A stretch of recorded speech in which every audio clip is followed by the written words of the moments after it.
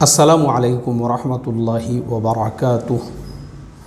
मोहतरम भाइयों, बुज़ुर्गों, दोस्तों, ये हमारा इस्लाही मुआशरा का 1254वां सबक है। मोहतरम दोस्तों, किसी की भी लाइफ के अंदर इंटरफेयर करने, ज़बरदस्ती के मशवरे बांटते फिरने और मुँह मारने, मैं थोड़ा सा सख्त लफ्ज़ बोल रहा हूँ लेकिन महाराष्ट्र में उसको मुँह मारना कहते हैं। किसी के भी मामलात के दरमियान में मुँह मारने से किस तरीक़े के बड़े बड़े नुकसानात होते हैं, ज़िंदगियाँ बर्बाद होती है, यहाँ तक के घर उजड़ जाते हैं। मियाँ बीवी के दरमियान नफ़रतें पैदा हो जाती है, औलाद माँ बाप के दरमियान में नफ़रतें पैदा हो जाती है, सिर्फ़ और सिर्फ रास्ते से चलते चलते जो ज्ञान बांटने वाले होते हैं और हर एक के मामलात में इंटरफेयर करके जिनको मुँह मारने की आदत होती है, ऐसे लोगों की वजह से। अब मैं आपको बताता हूँ, अब भी यानी ये ईशा की नमाज़ के बाद का वक्त है और मैं ईशा से पहले एक मराठी न्यूज़ चैनल के ऊपर एक ख़बर पढ़ रहा था। उनकी वेबसाइट के ऊपर पूना से तकरीबन 100 किलोमीटर के दूरी पर बारामती और बारामती के करीब में एक छोटा सा गांव, उस गांव के अंदर एक औरत को बेटी पैदा हुई। अब माशाअल्लाह जो बेटी पैदा हुई, बेटी की पैदाइश में तकरीबन 70 से 80 हज़ार रुपये ख़र्च हुआ। माँ बाप ने बड़े खुशी से बर्दाश्त करे, घर वालों ने बड़े खुशी से बर्दाश्त करे, किसी को कोई प्रॉब्लम नहीं है। माँ अपने बेटी की देख रेख कर रही है, प्यार कर रही है, मोहब्बत कर रही है, बेटी को अच्छे तरीक़े से संभाल रही है। अब गांव खेड़े में क्या है, घरों के सामने चबूतरे वट्टे होते हैं, सर्दी का मौसम है, बाज़ औक़ात लोग धूप सेकने के लिए भी बैठते हैं या बच्चों को भी धूप जो है वो खिलाते हैं। तो माँ बैठी हुई है बच्ची को लेकर अपने, और धूप में जो है माँ बेटी दोनों बैठे हुए हैं। अब अचानक में जो है पड़ोस की एक औरत वहाँ से गुज़री। अब पड़ोस की जो औरत है उसने जब देखी कि वो औरत, उसके गोद में जो है एक छोटी सी बच्ची है, तो पड़ोस की औरत ने उससे मराठी में बोली, अग अग अग बाई तुला तीसरी ही मुलगी झाली का ग, मतलब तुझे तीसरी मर्तबा भी बेटीच पैदा हुई। अब देखो, यानी वो एक जुमला जो था, वो जो औरत थी बेचारी, उसने जो है उसके ईगो को हर्ट किया, उसको इतनी तकलीफ़ पहुंची, बुरा लगा। क्योंकि मुझे समझ में नहीं आता ये हमारी भारत की मेंटालिटी कैसी होंगी कि हमारे यहाँ पे और यानी लड़के का होना उसको फ़ख्र समझा जाता है, लड़के का होना उसको लिए अपने लिए घमंड की चीज़ समझा जाता है। हालांकि देखो तीनों भी फीमेल्स ही है। जो बच्ची है मासूम गोद में बैठी हुई वो भी लड़की है, जो माँ गोद में लेकर बैठी है वो भी एक औरत है, और जो मुँह मारने वाली है तीसरी पड़ोसन वो भी एक औरत है। लेकिन वो उसको टोमना मार रही है, तनकीद कर रही है उसके ऊपर, अग अग अग तुला तीसरी ही मुलगी झाली का ग बाई।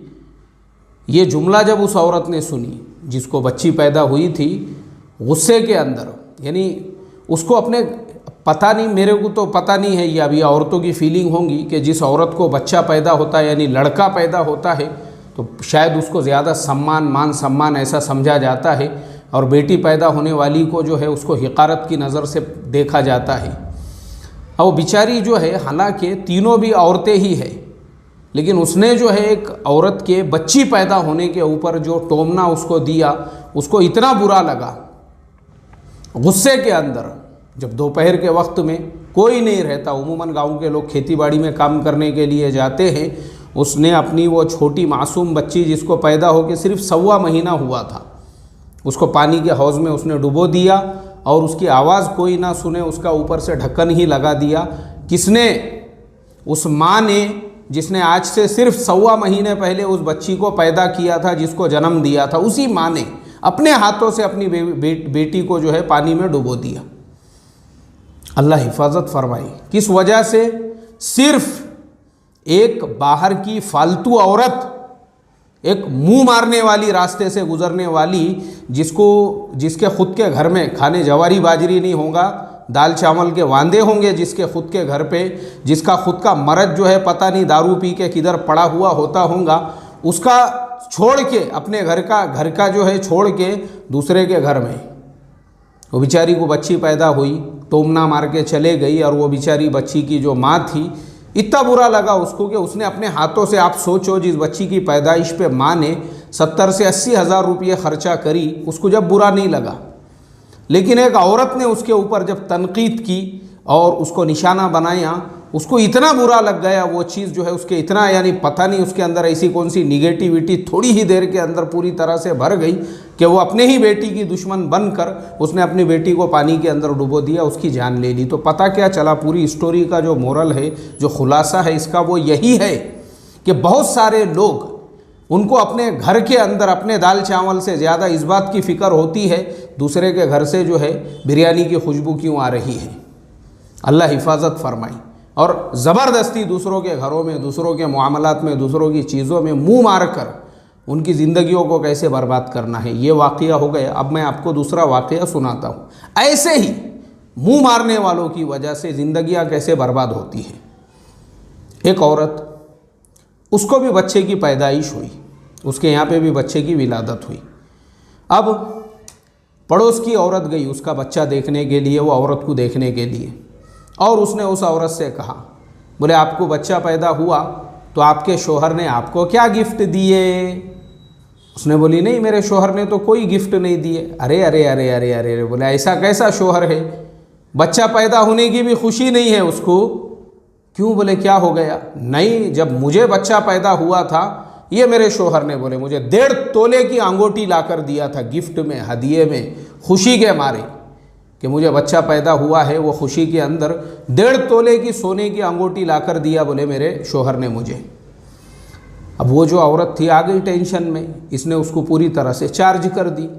अब वो चार्ज होने के बाद रास्ता ही देखते बैठी थी कि मेरा शोहर कब आता। जैसे ही वो शोहर आया तो इसका मुंह पूरी तरह से फूले हुआ है, बात नहीं कर रही है ये बराबर से। शोहर ने बोला अरे भाई क्या बात है?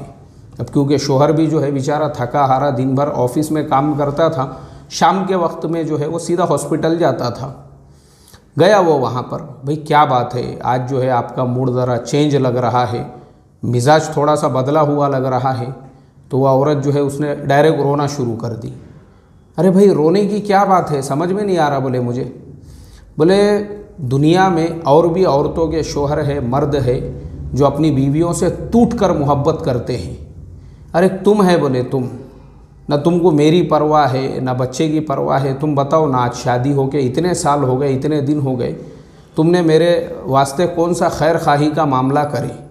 तुमने कभी मुझे अच्छे ढंग के कपड़े ला कर दिए? हालांकि अल्लाह हिफाजत फरमाए, बेचारे ने अपने ख़ुद के वास्ते जो है जूने बाज़ार से पुराने कपड़े ला के पहनता हूँगा। औरत को हमेशा नए कपड़े, नए ड्रेसेस, उसके बावजूद भी उसके ज़ुबान पे जुमले ये है, कभी नहीं पिनाए बोले तुमने मुझे। तुम्हारे घर पे जो है, अब मुझे ये बताओ, बोले तुम बच्चा पैदा हुआ, तुमने मुझे कोई गिफ्ट दिए, हदिया दिए, तोहफ़ा दिए? शोहर ने बोला अरे भाई मैं थोड़ा सा अभी जो है मेरी सैलरी नहीं हुई है और अपने हफ्ते भी बाकी है, बहुत सारों के कर्ज़े वाले, उधारी वालों के, देखेंगे ना इंशाअल्लाह। अल्लाह ताला ने हालात साजगार किया, थोड़े कर्ज़े वो अदा। फिर वो औरत ने रोना धोना, लड़ाई झगड़े अपने शोहर के साथ में शुरू कर दी। पता ये चला, पहली जो औरत थी, सिर्फ उसके एक जुमले ने, हो सकता है उस औरत के शोहर का, जो पहले वाली थी जिसके शोहर ने बच्चा पैदा होते ही उसको 1.5 तोले की अंगूठी लाकर दिया है। अब ये सोचने की बात है कि वो औरत ने सोचना चाहिए जिसको बच्चा हुआ था कि जिस औरत के शोहर ने उसको 1.5 तोले की अंगूठी लाकर दिया, हो सकता है उसके गांजे के धंधे होंगे, चरस बेचता होगा, वो 2 नंबर के धंधे करता होगा, हफ्ते वसूल करता होगा, इस तरीके का दादा होगा, भाई होगा, हराम की कमाई होंगी उसके पास में। तो वो 2 नंबर की कमाई से 1.5 तोले की नहीं, अगर उसने 1.5 किलो की भी अंगूठी बना के लाकर दिया, दे सकता है ना वो, क्योंकि उसकी कमाई हराम की है। अरे तेरा जो शोहर है बेचारा, उसकी लिमिटेड एक सैलरी है, वो सैलरी में उसको उसके माँ बाप की भी ज़रूरियात पूरा करना है, हॉस्पिटल का ख़र्चा भी देना है, उसको जो है जो पुराने उसके ऊपर हफ्ते है बाकी वो भी भरना है, वो सब करके उसको एडजस्टमेंट करना है। उसकी सैलरी तो उतनी ही है, वो बढ़ने वाली नहीं है, लेकिन पहले वाले के पास में पैसे का कोई मसला ही नहीं है। अल्लाह हिफाजत फरमाए। ये होती है अंडरस्टैंडिंग, ये होती है सोचना। मगर एक ऐसी औरत जिसका उनके रिश्ते से कोई लेना देना नहीं है, पड़ोस की औरत है, आ गई वो देखने के लिए कि भाई बच्चा पैदा हुआ, और आते ही तेल डाल के दोनों के बीच में आग लगा के, मियाँ बीवी के बीच में नफ़रतें पैदा करके वो चली गई। ऐसे बहुत सारे लोग होते हैं। तो मैं यही सोचता हूँ कि भाई तुम अगर किसी का अच्छा नहीं कर सकते हैं, बुरा किस लिए कर रहे आप? लोगों के घर तोड़ने का काम क्यों कर रहे हो। अब मैं आपको तीसरा वाक़या सुनाता हूँ। ये तीसरा वाक़या अब भी 1 हफ़्ता पहले का है। मैं 1 हफ़्ते से सोच रहा हूँ कि मुझे जो है मौका मिले, मैं वो टॉपिक पे रोशनी ही डालने वाला था, लेकिन मसला ये हो रहा था मेरे सामने दुनिया भर के मसले मसाइल। मैं समझता हूँ कम से कम 50 टॉपिक ऐसे पेंडिंग में पड़े हुए हैं जो मैंने सोच के रखा हुआ हूँ, जिनके ऊपर मैं सबक दूंगा, लेकिन मौका ही नहीं मिल रहा है मुझे। बहरहाल हैदराबाद का एक न्यूज़ चैनल है, यानी यूट्यूब के ऊपर मैं अक्सर उनकी ख़बरें वगैरह देखते रहता हूँ। अब वो ख़बर मैं देख रहा था, उसके अंदर उन्होंने बताए कि बेटों ने पहले एक बेटे अलग ने, और अभी जो मसला हुआ वो दूसरे बेटे की वजह से उसने बाप के घर पे आकर, बाप जिसकी उम्र जो है तकरीबन 76 साल है, बाप को मारा पीटा, बाप के दांत तोड़ दिया, पूरा लहू लुहान कर दिया, खूनम खून कर दिया। और जो उसकी सगी बहनें थी, 2 बहनें थी जिनका अभी तक निकाह नहीं हुआ था, उनको धौंस देकर गाली गलौज करके, और उनको खुद की सगी बहनों को वहाँ से जो है चला गया। वो बहनें बेचारी रो रही है, बिलक रही है वो न्यूज़ चैनल के ऊपर, और बाप जो है वो रो रहा है। अब आप सोचो, बाप किस लिए होता है? बाप इसलिए होता है कि बाप ये सोचता है कि कल को अगर मेरे ऊपर किसी ने कोई आफत आती है, मुसीबत आती है, तो मेरे बेटे मेरे दोनों साइड से खड़े रहेंगे, मेरे बेटे मेरा सहारा बनेंगे, मेरे बेटे जो है। लेकिन आप सोचो ऐसे बाप के दिल पे क्या गुजरती होंगी जिसने अपना खून पिला पिला के अपने बेटों को बड़ा किया, अपने ख्वाहिशात को, जज्बात को मार कर अपने बेटों को जवान किया। और वही बेटे जिनकी ये उम्मीद होती है कि बाप को पालेंगे, अगर वही बेटे बाप को आकर मारे पीटे और उससे ये कहे कि जो घर में तू रहता है वो घर बेच और पैसे हमारे हवाले कर दे, तुझे इतने बड़े घर की ज़रूरत क्या है, तो बताओ वो बाप के दिल पे क्या गुजरती होंगी, जो काम दुश्मन भी नहीं करेंगे। दुश्मन भी ये सोचेंगे कि भाई इतना बड़ा बुढ़ा आदमी है, 76 साल की उम्र है, चुप रख दिए तो हक देगा। ऐसे आदमी के नात को लगने से बेहतर ये है कि मामले को बातचीत में रफ़ा दफ़ा करो। ऐसा जो है दुश्मन भी ये सोचकर छोड़ देंगे। और वैसी हालत में अगर बेटे ही बाप के साथ में ये सुलूक करें, मुझे बताओ आप वो बाप के ऊपर क्या गुजरेंगे। लेकिन ऐसा हुआ, और किस वजह से हुआ?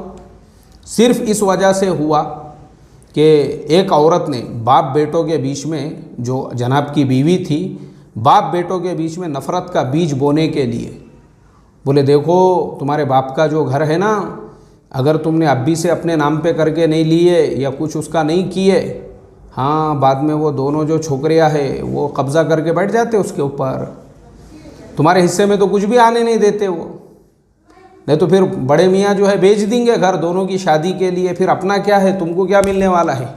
कुछ भी नहीं मिलने वाला है तुमको।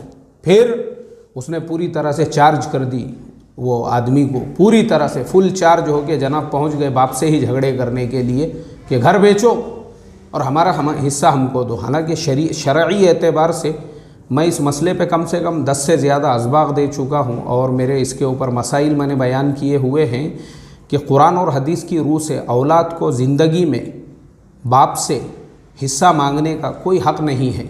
जिम्मेदारी तो तुम्हारी थी कि तुम कमाकर अपने बाप की परवरिश करते पालते। लोग औलाद को जवान किस लिए करते हैं? यही उम्मीदों के अंदर कि औलादें जो है बुढ़ापे के अंदर माँ बाप का सहारा बनेंगी, और तुम बुढ़ापे में वही माँ बाप को जो है इस तरीके से तकलीफ़ पहुँचाकर उनकी प्रॉपर्टीज़ बेचने के लिए उनको मजबूर करो। तुमको किस शरीयत ने ये हक़ दिया? तुम शरई एतबार से कोई हक़ नहीं है औलाद को इसका।